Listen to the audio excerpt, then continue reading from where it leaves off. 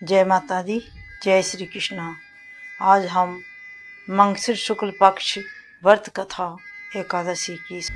श्री युधिष्ठिर ने कहा कि हे भगवान, आप तीनों लोगों के स्वामी, सबको सुख देने वाले और जगत के पति हो। इस कारण मैं आपको नमस्कार करता हूँ। हे देव, आप सब के हितैषी हैं, इसलिए मेरे संदेह को दूर कीजिए।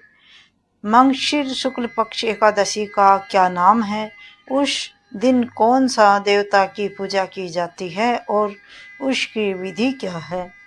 भगवान, कृपा आप मेरे प्रश्नों का विस्तार पूर्वक कीजिए कि यह सुनकर भक्त वत्स श्री कृष्ण जो कहने लगे, धर्मराज, तुमने बड़ा उत्तम प्रश्न किया है। इसके सुनने से आपका यश संसार में फैलेगा। और आप सुनिए, मंगशिर शुक्ल पक्ष एकादशी अनेक पापों को नाश करने वाली है। इसका नाम मोक्षदा एकादशी है। इस दिन दामोदर भगवान की धूप, दीप, नैवेद्य आदि से भक्ति पूर्वक पूजा करनी चाहिए। अब इस विषय में मैं एक पुराणों की कथा आपसे कहता हूँ। इस एकादशी के व्रत के प्रभाव से नरक में गए हुए माता पिता, पुत्र आदि एवं स्वर्ग की प्राप्ति हो जाती है। यह क्या, आप ध्यान पूर्वक सुनिए।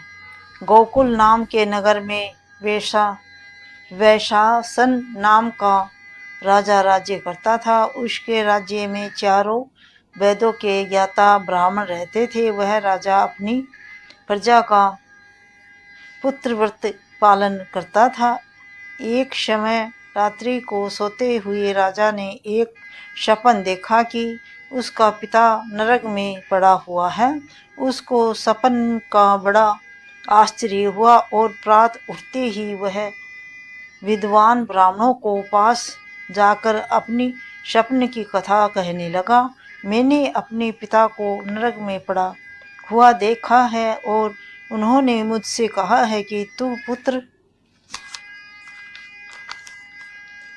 मैं नरक में पड़ा हूँ, यह से तुम किसी प्रकार मेरी मुक्ति कराओ। जब से मैंने उनके ये वचन सुने हैं, मेरे चित्त में बड़ी अशांति हो रही है। मुझे इस राज्य, धन, पुत्र, स्त्री, हाथी, घोड़े आदि में कुछ भी सुख प्राप्ति नहीं होता। अब मैं क्या करूं, कहाँ जाऊं? इस दुख के कारण मेरा सारा शरीर जल रहा है।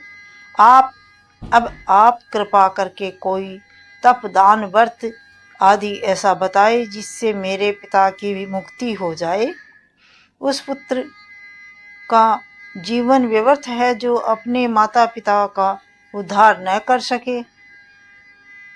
एक उत्तम पुत्र जो अपने माता पिता का तथा पूर्वजनों का उद्धार करता है, वह 1000 मूर्ख पुत्रों से अच्छा है। जैसा एक चंद्रमा सारे जगत में प्रकाश कर देता है, परंतु हजारों तारे नहीं कर सकते। राजा के ऐसे वचन सुनकर ब्राह्मण ने कहने लगे कि हे राजन, वहां पर